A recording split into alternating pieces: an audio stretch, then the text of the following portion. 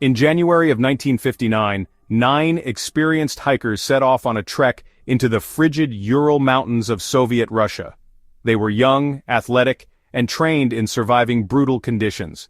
The group was made up of university students from the Ural Polytechnical Institute, some engineering students, others athletes, all eager to conquer the snow-covered peaks. The group's leader, Igor Dyatlov, was 23 years old, calm, disciplined, the kind of person others naturally followed. Their destination, Ural Mountain, a desolate and remote region whose name in the native Mansi language eerily translates to "don't go there." The hikers laughed it off. Superstition wasn't part of their scientific worldview, but the mountain, it seemed, had its own way of answering them, because none of them came back alive. The journey began normally. Spirits were high. Diaries later recovered from the group described cheerful nights spent joking around, skiing across white hills, sharing meals inside their heated tent. They documented everything: photographs, journal entries, equipment logs. But as the weather grew worse and visibility dropped, they made a fateful decision. Instead of pressing on or turning back, they would set up camp on the slope of a mountain called Kolatsiakal, another Mansi word, meaning dead mountain. That night, in temperatures as low as -30 degrees Celsius, something happened. Something terrifying enough to drive 9 people, barefoot, barely clothed, into the darkness of the Siberian wilderness. Their tent was later found sliced open from the inside, as if the group had fled in sheer panic. No one knows what made them run. But when search teams arrived weeks later, what they found shocked the world. The first 2 bodies were found at the edge of the forest, under a pine tree, naked except for their underwear, barefoot in the snow. Their hands were raw, fingers scraped down to the bone, as if they'd tried to climb the tree to escape something. Nearby branches were broken, clawed at. Their skin had turned a strange orange color. The search team kept going, and then they found more. 3 more bodies, Dyatlov among them, sprawled between the tree and the tent, as if trying to crawl back. All had no visible wounds, all had frozen to death, but that only explained 5 of the 9. The others were still missing. It took 2 more months for their bodies to be found, buried beneath 10 feet of snow in a ravine. These 4 were in far worse condition. 1 had a crushed skull. 2 had shattered ribs and internal bleeding, injuries consistent not with falling or frostbite, but with the force of a car crash. Most chillingly, 1 woman was missing her tongue and both eyes. Her mouth was open, frozen in what looked like a scream. And here's the part that truly chills the soul. There were no signs of struggle, no defensive wounds, no other footprints, no evidence of an avalanche, no signs of wildlife attacks. Whatever happened that night came without warning, with impossible force, and left no trace of itself behind. The Soviet authorities quickly launched an investigation but closed it just as quickly. The official cause? A compelling natural force. No further explanation, no follow-up. The files were quietly archived. Rumors swirled through the cold air like smoke. Radiation was found on some of the victims' clothes, orange skin, hair turning gray. Locals spoke of strange glowing orbs in the sky that night. Some said it was a missile test gone wrong.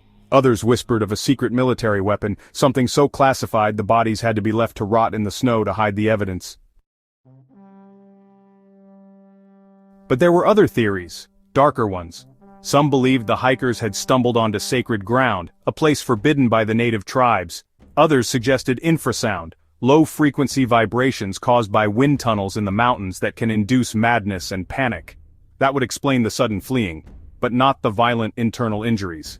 Some said aliens, that glowing lights were spacecraft, and the bodies were part of an abduction gone wrong. And then there's the most chilling possibility of all. They turned on each other. Driven mad by isolation, starvation, or fear, someone in the group lost control, and the others paid the price. But again, there was no sign of a struggle inside the tent. No blood, no weapons, just that horrifying image of the tent perfectly intact, sliced open from the inside. The scene felt staged, like something more powerful than them had watched them, studied them, and then descended in silence.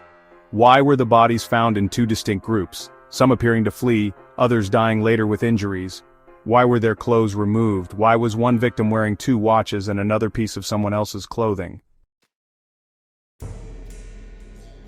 Why did some bodies show signs of extreme pressure trauma, but no external bruising or broken skin? The files noted the damage was equal to being hit by a speeding car, but in the middle of the snow-covered mountains, what could cause that? And then, there was the final diary entry. A scribbled note found in a logbook inside the tent, dated February 1st. It read, "From now on, we know that snowmen exist." Whether it was a joke or a cryptic truth, no one will ever know. The Dyatlov Pass Incident remains one of the most terrifying unsolved mysteries in modern history. Despite new investigations, documentaries, and research, we still don't know what killed those 9 hikers on that frozen slope. Every theory unravels under scrutiny. Every scientific explanation leaves holes. The mountain holds its secret, buried beneath the snow and ice. The Russian government reopened the case in 2019, 60 years later, and again blamed it on an avalanche. But none of the original evidence supports that claim. The tent wasn't buried, the injuries didn't match, and still, the official files remain heavily redacted.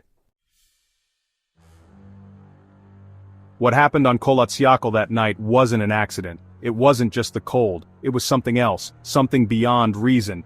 And maybe, it wasn't just a mountain, maybe it was a warning. Because to this day, hikers who visit Dyatlov Pass report an eerie stillness. Electronics fail, temperatures plummet suddenly, and strange lights flicker in the sky. It's as if the mountain is still watching, waiting, and remembering. So the next time you hear wind howling through the trees, the next time you see your breath fog up in the dark, just ask yourself, what if there are places in this world where we're not supposed to go? What if some doors once opened don't let you out? If this story froze your spine, do us a favor. Hit like and subscribe for more terrifying true horror tales. Every week we dive into the darkest mysteries, real-life unsolved horrors, and cases the world tried to forget. Drop a comment below. What do you think killed the hikers at Dyatlov Pass? Avalanche, government, or something else entirely? Don't forget to turn on notifications, because the next story might just be worse. And remember, sometimes it's not ghosts or monsters that you should fear. It's the silence, the cold, and the places we were never meant to find.